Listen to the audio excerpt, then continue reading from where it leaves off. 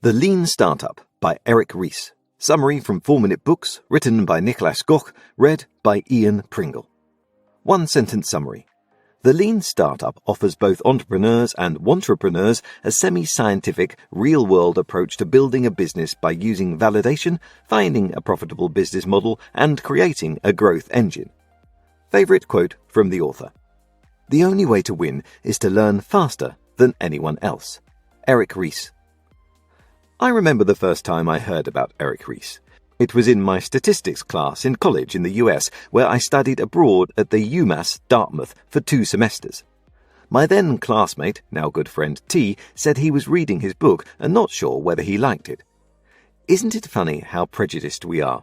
Just from hearing doubts about someone I had no clue about, some switch in my brain flipped and I never picked up the book. When I got my Blinklist subscription, The Lean Startup was one of the first books I threw in my library. No harm in reading a summary for free, right? Yet again, it ended up last of the pack, and I never read it. Until now. I'm really sorry, Mr. Ries. It took me a while, but here's what I learned. 1. Find a business model that works through validation. 2. Use split testing to tell value from waste. 3. Never ever indulge a vanity metrics.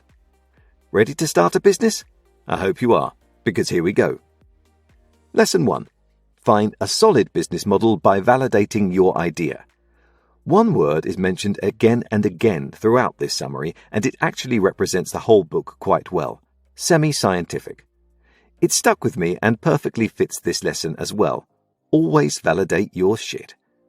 Alright, I might be paraphrasing here, but the gist of it is that in order to find a sustainable business model, i.e. one that you can roll with for at least 5 years, you have to, like a scientist, create a hypothesis.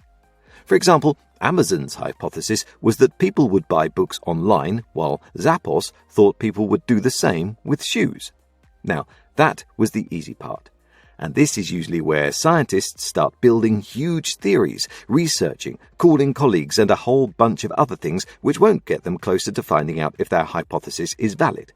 That's why you have to be only semi-scientific, because now you just throw your hypothesis out into the real world. What does that look like? For Amazon, it was a very rudimentary website, and for Zappos, the founder just set up a website with shoe pictures and let people buy. Once they bought, he went to a shoe store, got the actual shoes, and shipped them. Noah Kagan from AppSumo also used a ghetto website where people should just PayPal him $60 to get started. The important part is to get people to pay as early as possible, because when people say, "Great idea," or "I'd buy that," that doesn't put a cent in your pocket.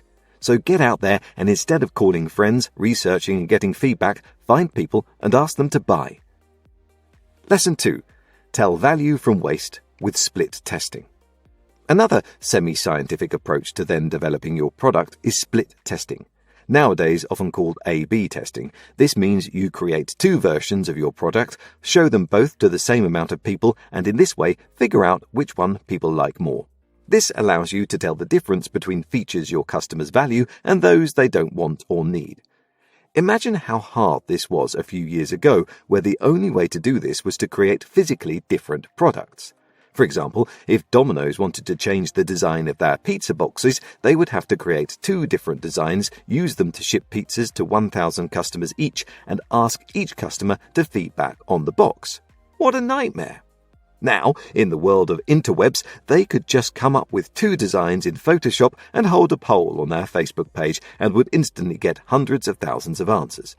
Today, you can split test any part of a website for free, for example with Optimizely, so before you add, drop or change features of your products, learn what the customers want and need.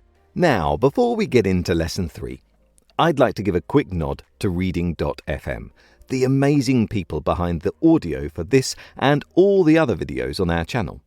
Reading.fm is your personal blog radio, where you can listen to your favourite articles and essays from around the web, narrated by real, human, professional voiceover artists. Use the link below to sign up for free and start listening to more summaries from 4-Minute Books, as well as your favourite blogs right away. Okay, let's dive into Lesson 3. Lesson 3. Never ever indulge in vanity metrics.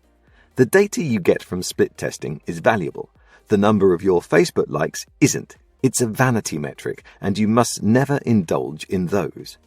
Getting lots of page views is great. So is being covered in the press and having lots of followers on Twitter. But none of those pay the bills. The only metrics you should measure your success with are the ones who tell you if you're profitable or not. Do users recommend you? How many? Does the rate of recommendations go up or down? Are existing customers coming back to buy more? Is the cost of your Facebook ads lower than your customer lifetime value? These are the kinds of metrics you should look at because they make or break your business.